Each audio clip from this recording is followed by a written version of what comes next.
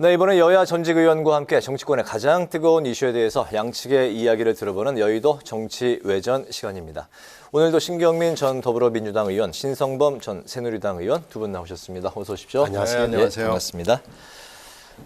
양곡관리법 거부권 행사 후폭풍이 거셉니다. 문제는 이제부터 또 다른 시작이라는 점인데요. 앞으로 간호법, 방송법, 노란봉투법 등 거대 야당의 이제 강행 처리돼 대통령이 거부권의 연속 행사냐 이런 그 충돌이 계속되면 또 앞으로 이제 어떤 정치권 흐름이 이어질지 그 국민들의 관심사인데요. 이 부분을 오늘 그 첫 번째 이슈로 시작을 하도록 하겠습니다. 대통령의 이제 거부권 행사 이후에 민주당이 그 오는 13일 본회의에서 양곡관리법 재투표를 하겠다는 그런 방침인데요. 근데 이 재투표를 하게 될 경우에 제적 의원 과반수 출석 또 3분의 2 이상이 찬성해야 되기 때문에 통과가 이제 여의치 않은 상황인데 오늘 그 민주당의 그 진성준 의원 같은 경우는 뭐 16석, 17석 정도만 있으면 그 여당의 이탈표만 있으면 가능할 수도 있다. 또 이런 그 언급을 하기도 했습니다. 어쨌든 간호법, 방송법, 노란봉투법에 대한 이제 상정 거기에 이제 대통령 거부권이 계속 또 이어지는 이런 악순환이 이제 계속될 것인지 먼저 두 분의 전망부터 한번 살펴보겠습니다. 오늘은 신성범 의원님부터 먼저 들어볼까요? 대통령이 거부권을 행사하니까 돌아왔으니까 다시 한번 국회에서 3분의 2, 다시 200명 정도가 일단 찬성하면 대통령의 거부권을 뛰어넘는 거죠. 그런데 네. 현실적으로 불가능한 지점이잖아요. 지난번에 그 법안이 통과된 게 양국관리법 제 기억에 맞다면 169였을 거예요. 여기다가 여당 쪽에서 국민의힘 쪽에서 어떻게 그렇게 많은 사람들이 다시 한번 거부권을 행사했는데 넘어가서 찬성표를 던질 수 있겠습니까? 불가능하다. 불가능한 걸 알면서도 민주당이 저렇게 하는 이유는 결국은 농민을 위한 농심을 우리는 최대한 반영해서 했는데 결국은 대통령과 여당이 거부권을 행사했습니다. 보십시오. 이럴 수 있습니까? 뭐 그 이야기를 하고 싶어 하는 거다. 그래서 좀 더 정직한 태도라면 차라리 제2법을 예를 들어서 좀 현실적인 안으로 양곡관리법을 하는 게 맞지. 저렇게 좀 너무 정치적으로 판단해서 하는 게 눈에 톡 띄는 상황이 장기적으로 좋겠냐는 지점도 야당 지도부가 생각했으면 좋겠어요. 우리는 그 농민을 위해서 민생을 위해서 계속 이렇게 챙기고 생색을 많이 내고 법안을 통과시키기 노력하는데 그 여당의 반대로 지금 이제 부딪혀서 못 하고 있다. 이런 분위기를 있어요. 이제 국민들한테 좀 특히 알리겠다. 지역의 그 농민들한테 이렇게 하는 거죠. 알겠습니다. 네, 어떻게 보십니까? 이게 지금 재투표를 하면은 무기명 비밀투표잖아요. 네. 이렇게 되면은 이제 민주당 플러스 민주당의 친한 무소속 의원들 플러스 정의당 이렇게 하면 한 180표 정도 되거든요. 네. 거기에다가 이제 농어촌 출신 의원들, 국힘당 의원들이 있거든요. 네. 그래서 이 투표수가 200표를 넘지는 않을 거예요. 그 200표 넘기가 쉽지는 않을 겁니다. 네. 그러나 하여튼 다시 또 가결이 안 된다고 하더라도 이 이탈표를 일단 보여주잖아요. 네. 국힘당 쪽에 이탈표를 보여주면서 보십시오. 국힘당 안에서도 이렇게 이 법에 대해서 찬성하는 사람들이 있습니다. 네. 이렇게 보여줄 수 있거든요. 최초에는 그것이 기명투표이기 때문에 어쩔 수 없이 반대를 했지만은 찬성으로 돌아서는 사람들이 있다라는 것 때문에 이 재투표가 부결이 다시 된다고 하더라도 의미는 있습니다. 일단 그게 있고요. 네. 또 하나는 이제 이 문제는 굉장히 복잡해요. 이게 단순히 식량 안보다 뭐다 이런 문제를 넘어서서 지방 소멸, 농촌 소멸 그리고 250만에 이르는 농업 인구들 어필하는 게 있거든요. 네. 그런 점으로 봐서 이 문제를 일단 국민적, 국가적 관심사로 떠올리게 하는 데는 이번에 충분하게 역할을 했다고 봅니다. 네. 따라서 이 문제를 가지고 제2법을 하든 아니면은 정부가 레토릭으로만 하지 않고 뭔가 새로운 말로만 하지 않는 진짜 실질적인 대책을 내놓든 이번에 하여튼 충분하게 좋은 계기는 마련했다고 봅니다. 따라서 이 재투표는 의미가 분명히 있을 겁니다. 네. 혹시라도 이게 이제 뭐 찬성으로 이제 가게 될 경우에는 대통령이 같은 사안에 대해서 2번 거부권 행사 이제 못하게 되는 거죠? 그렇죠. 그건 네네. 안 되죠. 알겠습니다. 그 두 번째 나눌 그 이야기 오늘 그 화제의 키워드가 단연 그 국민의힘의 조수진 최고위원의 발언이었는데요. 이제 두 분 다 들어보셨을 텐데 밥 한 공기였습니다. 밥 한 공기 이제 다 먹기 운동을 펼쳐보겠다 했는데 그 역시 이제 양곡관리법에 대한 그 대안으로 농민들에게 도움을 주기 위한 거다 이렇게 했는데 여러 가지 좀 희화화 발언들이 또 이렇게 많이 나왔습니다. 과연 이제 그러면 이제 식당 가서 밥을 많이 퍼서 먹어야 되는 것이냐? 그러니까 한 그릇을 퍼으면 어차피 그게 다 밥 한 공기 아니냐? 여러 가지 이야기들이 나왔는데요. 조수진 의원이 맡고 있는 그 민생 119의 첫 번째 과제가 또 이제 섬에 물 보내기였습니다. 이게 최근에 이제 그 김재원, 태영호 뭐 의원에 이어서 이게 또 다른 그 잇따른 설화가 아니냐 이런 반응들도 나왔는데 어떻게 보셨습니까? 이번에 전당대회 남의 집일입니다만은 잘못 뽑은 것을 여실히 보여주는 거고요. 저는 뭐 음식물 쓰레기 줄이기 캠페인인 걸로 약간 착각을 했습니다. 네. 그래서 아니 이게 정상적인 사고 방식과 상식을 가진 사람이라면은 이런 걸 양곡관리법에 대한 대안으로 이 얘기를 할 수 있고 이걸 그 아침 방송에 나와서 아 이게 지금 뭐 금방금방 나온 따끈따끈한 특종 뉴스입니다 하면서 굉장히 자랑을 하는 식으로 얘기를 하던데요. 아 조수진 의원은 뭐 개인적으로도 그렇고 언론계 후배이기도 하고 그런데 정치권에 와가지고 상식을 어디다 반납을 했나 하는 생각이 들 정도로 네. 실망스러웠고요. 최고위원들이 이렇게 돌아가면서 고루고루 지금 어떻게 보면은 설화를 하는데 설화가 끝나지 않았다라는 생각이 들어요. 또 있을 것 같아요. 그래서 이건 좀 단호하게 경고를 하고 이 김재원 의원처럼 셀프 징계를 하고 이러는데 셀프 징계로 될까? 이건 당에서 한번 심각하게 논의를 해봐야 될 상황입니다. 또 다른 설화로 이어질 수 있다라고 이제 말씀을 하셨는데 그게 이제 좀 김기현 그 신임 대표의 그 좀 리더십하고 그렇죠. 또 이렇게 미온적으로 하고 지금 윤리위 구성도 못 하고 있고 윤리위도 지금 임기가 한 6개월 남았거든요. 네. 근데 왜 이 시기에 물론 지휘부가 바뀌고 전당대회가 있었으니까 낸다고 그러지만요. 만약에 김기현 후보가 그 연속성을 생각한다면은 임기까지 해 주십시오 하고 반려해도 됩니다. 그런데 일단 반려하지 않고 받아들인 것은 뭐 이런 저런 것들이 다 가만히 된 거 아닌가 생각이 돼서 김기현 대표의 리더십이 과연 이게 제대로 된 건가 하는 것까지 연결이 됩니다. 네. 조수진 의원은 뭐 저 부분은 사실은 개인적인 아이디어 차원인데 당내 당직이 채공이다 보니까 벌써 커져버린 느낌을 지울 수 없다. 그리고 저것은 뭐 진지한 대안은 아니잖아요. 그러니까 말 그대로 여성 의원의 아이디어인데 네. 굉장히 비현실적인 거죠. 왜냐하면은 뭐 밥은 예를 들어서 지금 1년에 우리가 아주 줄어가지고 56kg, 1인당 쌀 소비량이. 네. 옛날에는 80kg, 120kg 더 이상 됐어요. 근데 지금은 덜 먹고 있죠. 육류나 뭐 수산물하고 거의 비슷해진 상황이란 말이에요. 그러면 저런 건 대안이 못 돼. 대안을 좀 더 찾는다면 이런 데 못 남아 있는 거예요. 이 양곡관리법이 이게 잘못되면 어떤 형태로 나타나냐면은 결과적으로 쌀에 너무 농정이 집중되면서 예산 편중이 타작물에게는 전파가 안 되고 쌀만 된단 말이에요. 네. 그런 측면은 분명히 생기는 거예요. 결국은 농민들 입장에서도 정부에서 다 사준다 그러다 가격도 안정적으로 해준다 그러면 자꾸 쌀을 더 선호하게 된단 말이에요. 왜? 기계화가 가장 잘 된 게 쌀이고 나머지는 보리, 콩, 밀 이런 것은 농사 짓기가 힘든 거예요. 그러면은 대안은 뭐냐면 사실은 타작물로도 더 농사 짓기 쉽도록 또는 네. 비슷한 면적이라면 쌀보다는 떨어지지만 그래도 어느 정도의 소득이 보장되는 이런 구조를 만들어주는 게 오히려 대안이 된단 말이에요. 그런 지점은 신경 안 쓰고 이렇게 쌀 많이 먹자 하니까 옛날에 뭐 우유 많이 먹자 우유는 사실 효과가 있었어요. 근데 저런 것은 단기적으로도 그렇고 네. 대안이 못 되는 거죠. 네네. 알겠습니다. 어쨌든 뭐 여러 가지 그 여당 내에서 일단 발언들이 좀 화제가 되고 있는 그런 상황인데 요 또 이제 어떻게 그 특별위원회가 앞으로 이제 또 민생을 챙기기 위해서 운영이 되고 있을지 지켜볼 일인 것 같습니다.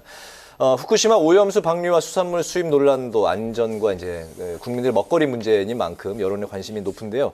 정치권이 이제 공방을 벌이고 있는 사이에 국민들의 불안감은 좀처럼 사그러들지 않고 있는 상황입니다. 오늘 민주당 의원들이 이제 일본 대사관을 이제 찾아갔는데요. 이제 어떤 소통이 이루어지지는 않은 걸로 전해졌고요. 내일은 또 일본으로 2박 3일 동안 또 이제 방문을 합니다. 도쿄 전력을 이제 항의 방문을 하고 했지만 일본 한일 의원 연맹 의원들과는 이제 만남이 성사되지 않고 있는 상황인데 구체적으로 방문해서 어떤 성과를 낼 수 있는 그런 일정이 잡히지 않은 상황에서 이렇게 이제 방문해도 괜찮은 것인지 설왕설래가 오고 있는 상황인 것 같습니다. 어떻게 보십니까? 그래서 지금 이렇게 아무 약속이 없이 가기 때문에 방일 효과는 별로 없을 거예요. 네. 가서 아마 만날 수 있는 사람들이 극히 제한적이고 아마 제야에 있는 사람들 정도하고 인근 주민들 면담한 회동을 하고 오겠죠. 그러나 하나 효과가 있다면은 이 문제를 국회의원들이 현장에 감으로써 국민들에게 보여주는 효과, 그거 하나는 분명히 있어 보입니다. 그리고 네. 특히 지금 후쿠시마 문제에 대해서 정부가 그 사이에 쭉 해온 게 양 미덥지가 않아 보이잖아요. 네. 신뢰가 가지 않기 때문에 그런 효과는 있을 거예요. 그래서 이게 외교인데 이렇게 의원들이 가는 것이 맞지 않느냐, 맞느냐, 이런 여러 가지 논란은 있습니다만은 한번 의원들이 관심을 촉구하는 차원에서는 해봄직한 일이기는 해요. 그러나 큰 효과를 기대하기는 좀 어려워 보입니다. 네. 이게 사실 집권 여당에서 이 관련해서 좀 국민들한테 속 시원한 좀 대안을 뭔가 이렇게 정책을 내놔야 되는 게 아니냐라는 이제 여론이 많이 있는데요. 윤석열 정부가 이 후쿠시마 오염수 관련한 제대로 된 자료조차 없다 이렇게 야당이 공격하고 있는 것 같습니다. 그리고 이제 국내 연구기관에 관련한 이제 자료 결과들을 보면 그 안에 실제 내용들은 일본 연구 단체들이 연구했던 결과들을 많이 담고 있다. 이런 또 비판도 나오고 있네요. 자세한 내용은 모르겠습니다. 객관적인 기준은 뭘로 잡아야 되냐 하면 이런 옆 동네에서 저런 사고가 텄을 때 몇 년, 십몇 년이 흘러서 하겠다고 하면 국제기관의 평가를 객관성 있게 그거는 믿을 수밖에 없는 거다. 그거는 유일하게 IAEA라는 국제원자력 기구다. 네. 우리가 요구할 수 있는 것은 옆 동네이기 때문에 우리로서는 국민의 안전과 보건이 가장 급선무다. 그럼 뭘 해야 되죠? 자, 정보를 공유해라. 우리도 참여해달라. 우리도 현장을 점검하겠다 내지는 이런 거란 말이에요. 그리고 소통을 원활하게 해서 우리 국민을 안심시킬 수 있는 근거는 우리도 가지고 있어야 될 것 아니냐. 이 정도가 최대한인 거예요. 우리가 따로 무슨 가서 연구를 한다? 가능하다면 할 수도 있겠지만 현재는 불가능하단 말이에요. 그래서 저는 그 지점을 좀 명확히 봐야 된다. 그래서 문재인 대통령 시절에도 정의용 장관이 나와서 국회 답변을 하는 거 보면 네. IAEA의 결과에 따라서 판단할 수밖에 없는 건 아니라는 취지의 발언을 했고 이번에 윤석열 대통령이 거기 이란 의원연맹 대표단하고 만났을 때도 후쿠시마 오염수 문제는 우리 국민으로서는 불안하다. 그런데 IAEA 주관하에 과학적이고 객관적인 진상을 좀 파악하는 게 중요한 원론적인 이야기를 밖에 할 수 없었던 거예요. 앞으로 남는 문제는 그럼 뭐냐? IAEA가 하는 자리에 우리 전문가들이 참석해서 의견 개진하고 판단할 수 있는 걸 하느냐 마느냐가 관건이 되는 거예요. 그리고 지금 우리 정부에서는 아예 후쿠시마산 수산물은 한국에 들어올 일 없다라고 단언을 했기 때문에 결과적으로 본다면 미국이나 다른 태평양 이란 국가들이 후쿠시마산에서 나온 어류를 수입해서 수산물 수입해서 먹고 나서 별일 없으면 대한민국이 수입하는 그런 시간차는 가능하겠죠. 제가 보기에. 네. 알겠습니다. 어쨌든 이제 국민들이 정치권을 바라보는 그 시선은 참 굽지 않을 수밖에 없는 그런 상황입니다. 여야 간에 이제 강대강을 넘어서 강강강 대치가 아니냐라는 그런 시선인데요. 대일 외교 그리고 이제 야당이 이제 강하게 밀어붙이고 있는 법안들에 대해서는 여당도 그렇고 이제 대통령은 거부권으로 이제 맞불을 놓고 있는 그런 이제 상황들이고 하다 보니 여소야대 구도가 이제 내년 앞으로 이제 1년 동안 계속 지속될 것이고 윤석열 대통령이 아직도 야당의 주요 지도부를 아직도 1년이 다 돼 가는데 만나지 않고 있는 상황입니다. 윤석열 대통령과 이재명 대표 간, 민주당과 정부 여당 간의 협치의 가능성 어떻게 좀 내다볼 수 있을까요? 지금까지 한 걸로 봐서는 뭐 거의 가능성이 없어 보여요. 네. 물론 이재명 대표가 사법 리스크가 많이 있는 야당 대표인 것은 맞는데요. 네. 그 부분과 정치라는 부분을 조금 분리해가지고 윤 대통령이 대응을 했더라면 하는 아쉬움이 있고요. 근데 윤 대통령의 입장에서는 검찰 출신이라는 것을 유감없이 지금도 계속 마음에 가지고 있기 때문에 좀 불가능한 기대였던 거 아니냐라는 생각이 듭니다. 이제 이 지금까지 왔던 것도 그렇지만 지금 현재 이 양곡관리법을 가지고 돌아가는 상황을 보면은 이제 더 심각해졌으면 심각해졌지 이게 완화되거나 조금 가벼워지거나 이럴 가능성 자체가 없어져 버린 거 아닌가 하는 생각이 들고요. 네. 또 줄줄이 아까 앵커께서 말씀하신 대로 여러 가지 법안이 지금 대기 중이거든요. 이것들이 하나씩 둘씩 지금 나올 수밖에 없는 상황이고요. 이렇게 되면은 이제 조금 있으면 금방 여름 오고 또 바로 정기국회 들어가고 이러면은 이 끝없는 루프홀이 계속해서 반복될 수밖에 없다라는 비관적인 전망이 듭니다. 네, 이재명 대표의 이제 사법 리스크가 여전히 좀 존재하고 있는 상황에서 대통령이 어느 날 갑자기 그 일본의 정말 그 통 큰 결단을 하듯이 야당 대표를 같이 한번 만나보자 이렇게 나올 수가 있을까요? 어떻게 보세요? 온 국민이 뭐 잘 아시는 대로 느끼시는 대로 막 현실적으로 불가능한 거죠. 윤석열 대통령 눈에 비친 이재명 민주당 대표는 아주 피의자 중에서도 아주 고도의 지능적인 경제범죄를 넘어선 뭐 그런 걸로 비치지 않겠습니까? 지금 네. 하는 거 봐서는. 네. 그러니까 뭐 둘 사이에 적어도 대통령과 민주당 대표 간의 만남 같은 제가 보기엔 이재명 대표가 있는 한 뭐 불가능하다고 보는 게 옳고 그름을 떠나서 정치 현실 아니겠느냐. 만에 하나 이재명 대표가 다른 대표로 교체된다면 제가 보기에는 윤석열 대표의 성정상 굉장히 통 크게 뭘 할 수 있는 여지는 좀 생길 것 같은데 그렇지 않고서야 뭐 불가능한 건데 이제 이런데 뭐 지금 양곡관리법이나 또 하나는 이제 정치적으로 정말 쟁점이 되고 진영 대결적 요소가 있는 뭐 방송법이나 뭐랄까 또 하나 노란봉투법 네. 이런 문제를 두고 어떻게 보면 야당에서도 과도하게 대통령 보고 하면 도발적으로 한번 해보시라니까요, 글쎄. 뭐 거부권 한번 행사해보세요. 우리가 어떻게 나갈지 이런 요소가 있단 말이에요. 그러니까 이거는 뭐 제가 보기에는 다 느끼신 대로 내년 4월까지는 뭐 이 모양 그대로 갈 수밖에 없다. 안타깝지만. 네. 대일 외교에서는 원샷 외교가 가능했는데요. 지금 우리 국민들이 본 대로 국내 정치에서 특히 여야 관계에서는 원샷 정치는 가능성이 없어 보입니다. 예. 뭐 어쨌든 이재명 대표가 이제 대표 자리에 있는 한은 만남의 성사 가능성은 이제 거의 없다고 이제 두 분 다 보시는 거죠. 그리고 제가 그런 이야기를 하면 굉장히 좀 뭐 시청자들이나 이렇게 언짢겠지만 이게 네. 현실 아니겠어요. 그러니까 그건 뭐 인정할 수밖에 없다라고. 네.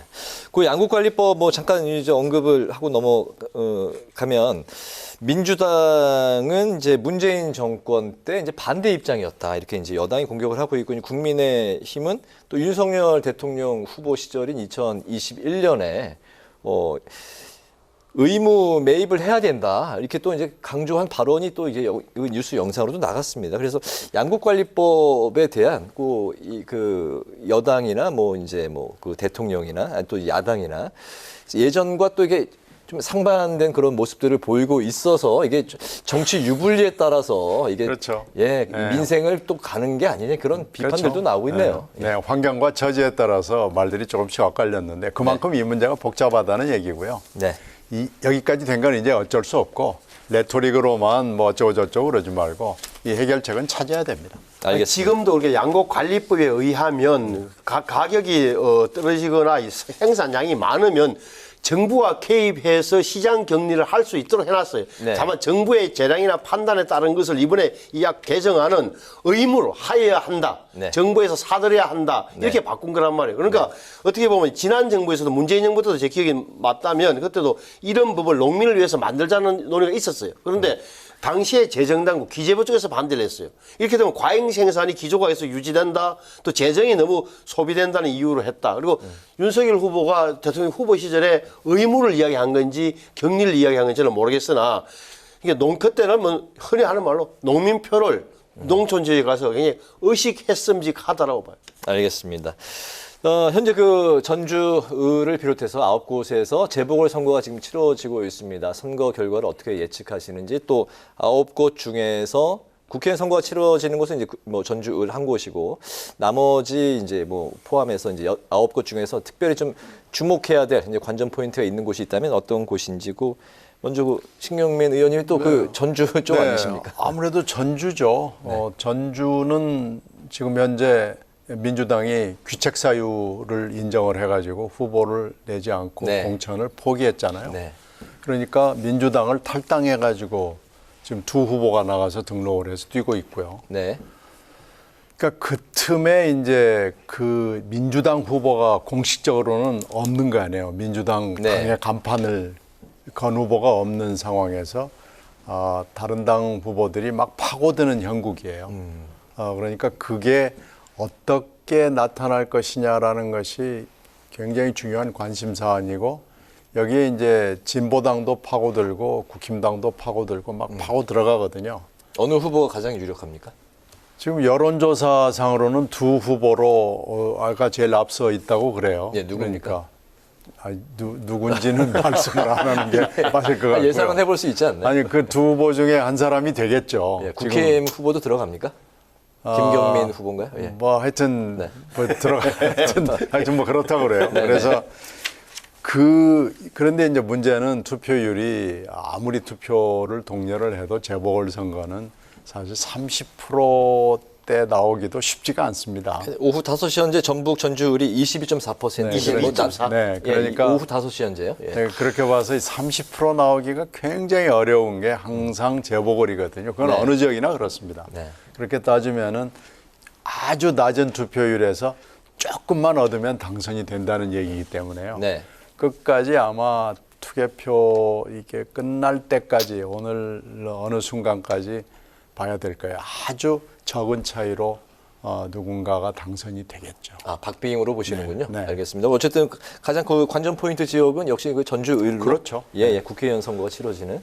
전주을에서 누가 당선되느냐는 지역 주민들은 다 무소속이고 정의당, 특히 무소속 가운데서도 저 사람 민주당에서 나온 사람이야.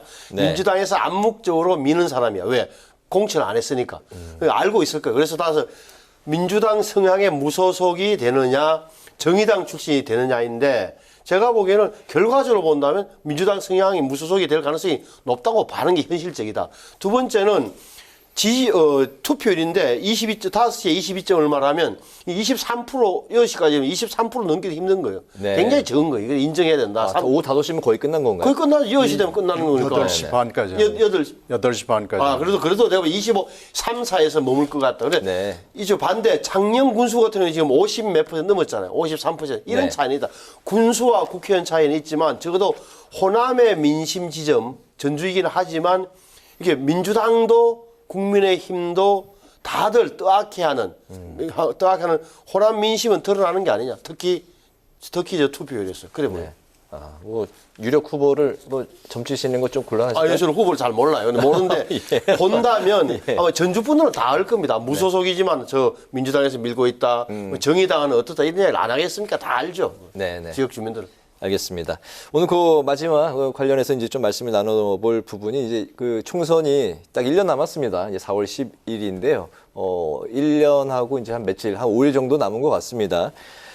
이 상황에서 내년 총선은 역시 선거는 중도층 민심 잡기가 이제 관건이 아니겠습니까? 근데 여당이나 야당이나 강성층 그 리스크를 둘 다 안고 있는 것 같습니다. 최근에 이제 여당 같은 경우는 전광훈 목사가 이제 뭐 그 안에 당원 뭐 한 8만 명 이상을 이제 영향력을 행사할 수 있다 이런 이야기도 나오는 것 같고요. 어쨌든 그 야당 같은 경우는 뭐 소위 말하는 그 개딸 강성 지지층에 대한 리스크를 어떻게 좀 걷어낼 수 있느냐가 또 이제 관건인 것 같습니다. 총선 때 리스크 이거 좀 어떻게 통제를 할 수 있을까요? 내년 총선 어떻게 보십니까? 평소에는 이렇게 열성 지지자들 내지는 아주 열혈 지지자들이 많은 게 당에서는 도움이 되는데 선거 전으로 갈수록 중간층을 의식할 수밖에 없는 우리 구조적인 가지고 있다. 그러면 내년 총선에서는 결국 먼저 혁신하고 바꾸는 정당이 유리할 거다라는 걸 대전제로 놓고 본다면 민주당은 이재명 대표 리스크를 이른바 이미 현실화된 그 부분에서 어떻게 벗어날 것인가. 우리 국민의힘 입장에서는 미안한 이야기지만 이재명 대표가 버티면 버틸수록 수도권에서도 해범직하다라는 결론을 내리고 있는 것 같아요. 저는 뭐 해서 당무를 관여 안 하지만 네. 지도부 생각은 대통령실 생각도 그런 것 같고 그렇다면 그 부분 하나, 그러니까 상대 당이 어떻게 되느냐 하나, 두 번째는 경제. 우리 가을 이후에 연말과 내년 봄까지의 경제가 어떻게 과연 흘러갈 것이냐. 경제요? 경제 상황에 네. 대한 판단. 네. 이게 결국 가장 큰 요소 아니겠어요? 알겠습니다. 여당 쪽에서는 경제인 거죠? 당연하죠. 알겠습니다. 네. 네, 뭐 신의원 얘기가 대충 다 맞는 말씀이고요. 거기에 하나 보탠다면은 지금 여의도에 사실 제1당은 아직은 아닙니다만은 시간이 가면 갈수록 무당이 아마 제1당이 될 거예요. 지금 지지층이 현재 없는. 그렇죠. 네. 그래서 이제 그 무당파들이 계속해서 아마 양당을 쳐다보고 있을 겁니다. 그래서 소위 말하는 중도로 말씀하시는 그렇지. 지역의 중도하고 무당은 조금 다를 수는 있는데 많이 겹치긴 하겠죠. 네네. 근데 이제 공천도 굉장히 중요하고요. 금방 얘기한 뭐 상대당 상황, 경제 상황도 중요하고 지금은 외교 문제가 현재는 지금 중요한데 이 외교 문제가 연말 연초까지 갈 수 있을지 또 그것도 봐야 되고요. 네. 또 이것이 경제하고 연동이 되겠죠. 근데 하여튼 공천이 구체적으로는 지금 이제 지역구가 어떻게 될지 모르겠습니다만 현재를 기준으로 보면 253개의 지역구, 영남하고 호남은 그 영향을 조금 덜 받습니다만 수도권 쪽은 공천을 지역구에서 어떤 사람을 내보느냐라는 것이 아주 중요하죠. 네. 알겠습니다. 수도권에서 이제 공천이 하나의 또 이제 중요한 관전 포인트이자 이제 관건이다. 네. 알겠습니다. 수도권 중에서도 제 눈길을 끄는 대목은 사실은 경기도예요. 경기도 보면은 우리 국민의힘이 100만 이상 되는 경기도의 대도시는 거의 다 한 사람도 거의 없어요. 네. 수원에 5명 뭐 이런 식이라든지 큰 도시마다 그게 우리 국민의힘으로서 결정적으로 아픈 부분이에요. 그래서 저는 내년 총선의 최전선은 수도권인데 수도권 중에서도 경기도가 될 것 같다라고 느껴지더라고요. 알겠습니다. 경기도가 또 이제 내년 총선의 중요한 지역이 될 것이다. 알겠습니다. 오늘 그 여의도 정치회전 지금까지 신경민 전 그 더불어민주당 의원, 신성범 전 새누리당 의원 두 분과 관련 말씀 나눴습니다. 오늘 말씀 고맙습니다.